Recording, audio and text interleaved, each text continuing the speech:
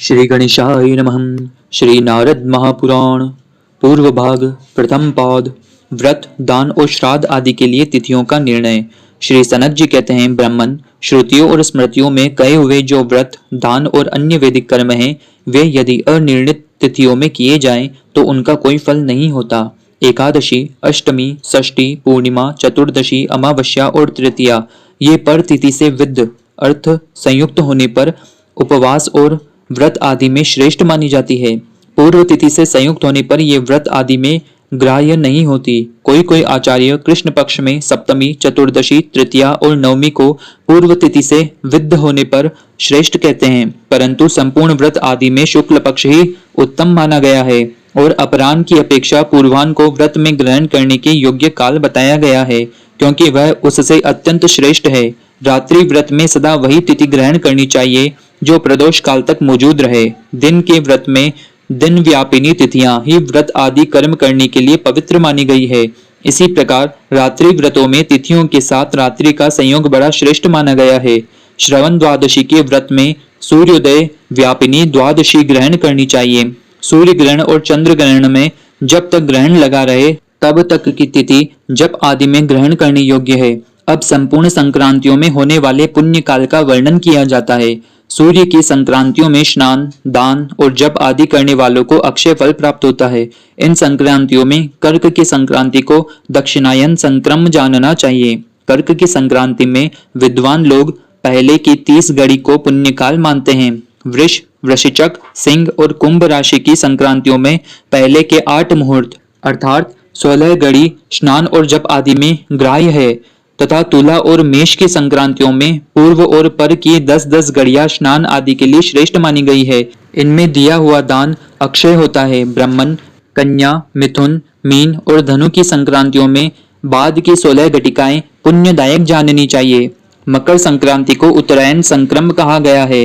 इसकी पूर्व की 40 और बाद की 30 घड़ियां स्नान आदि के लिए पवित्र मानी गई है।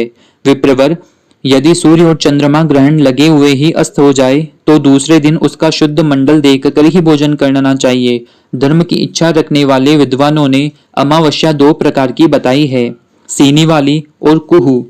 जिसमें चंद्रमा की कला देखी जाती है वह चतुर्दशी युक्त अमावस्या सीनी वाली कही जाती है, और जिसमें चंद्रमा की कला का सर्वथा क्षय हो वह चतुर्दशी युक्त अमावस्या कुहू मानी जाती है।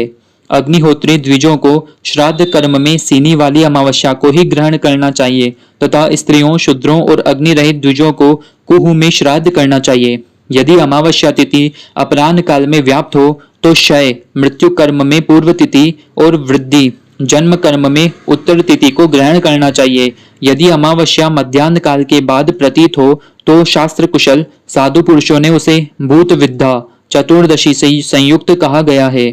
जब तिथि का अत्यंत क्षय होने से दूसरे दिन वह अपराह्न व्यापिनी न हो तब पूर्व दिन की सायंकाल व्यापिनी सीनी वाली तिथि को ही श्राद्ध में ग्रहण करना चाहिए।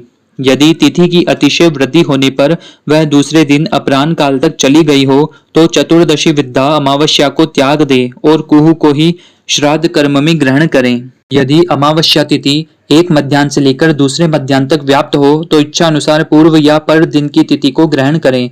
मुनिश्रेष्ठ, अब मैं संपूर्ण पर्वों पर होने वाले अन्नवधान अर्थात अग्नि स्थापन का वर्णन करता हूँ। प्रतिपदा के दिन याग करना चाहिए। पर्व के अंतिम चतुर्थांश और प्रतिपदा के प्रथम 3 अंशों को मनीषी पुरुषों ने याग का समय बताया है।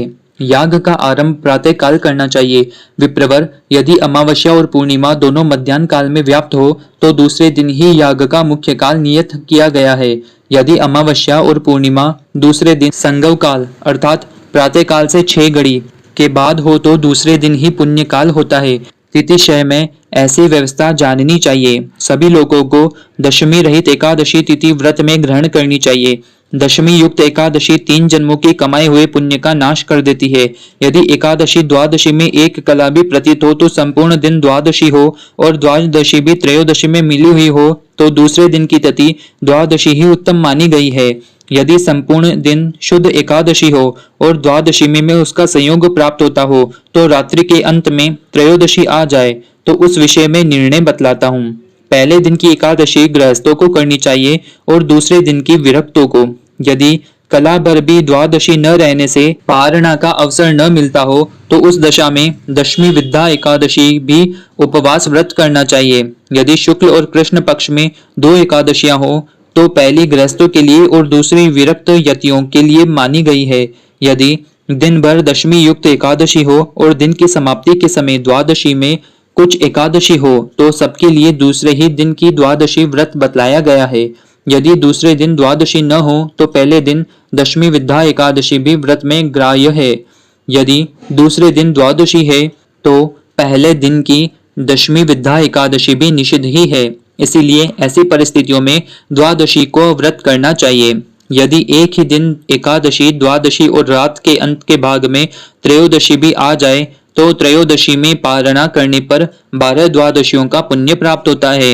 यदि द्वादशी के दिन कला मात्र भी एकादशी हो तो त्रयोदशी में द्वादशी का योग हो या न हो तो गृहस्थों को पहले दिन की विद्या एकादशी भी व्रत में ग्रहण करनी चाहिए और विरक्त साधुओं तथा विधवाओं को दूसरे दिन की तिथि द्वादशी स्वीकार करनी चाहिए। यदि पूरे दिन भर शुद्ध एकादशी हो और द्वादशी में उसका तनिक भी योग न हो तो द्वादशी त्रयोदशी में संयुक्त हो, वहां कैसे व्रत करना चाहिए, इसका उत्तर देते हैं।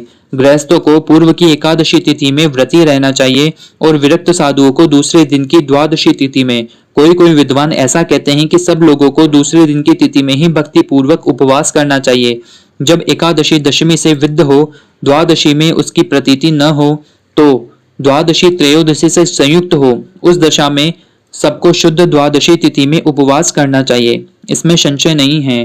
कुछ लोग पूर्व तिथि में व्रत करते हैं किंतु उनका मत ठीक नहीं है।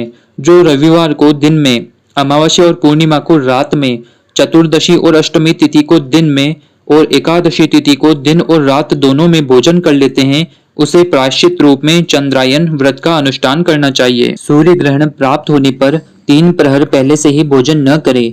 यदि कोई कर लेता है तो वह मदिरा पीने वाले के समान होता है। मुनि श्रेष्ठ, यदि अगन्य धान और दर्श पौर्णमास आदि याग के बीच चंद्र ग्रहण अथवा सूर्य ग्रहण हो जाए तो यज्ञकर्ता पुरुषों को प्रायश्चित करना चाहिए। ब्राह्मण चंद्र ग्रहण में दसमें सोम आप्यायस्व तथा सोमपास्ते इन 3 मंत्रों से हवन करे और सूर्य ग्रहण होने पर हवन करने के लिए उदुत्यम जात वेदसम आसत्येन उद्वयम तमस ये 3 मंत्र बताए गए हैं। जो पंडित इस प्रकार स्मृति मार्ग से तिथि का निर्णय करके व्रत आदि करता है उसे अक्षय फल प्राप्त होता है। वेदों में जिसका प्रतिपादन किया गया है वह धर्म है। धर्म से भगवान विष्णु संतुष्ट होते हैं, अतः धर्मपरायण मनुष्य भगवान विष्णु के परम धाम में जाते हैं। जो धर्माचरण करना चाहते हैं वे साक्षात भगवान कृष्ण के स्वरूप हैं, अतः संसार रूपी रोग उन्हें कोई बाधा नहीं पहुंचाता। श्री नारद महापुराण की जय।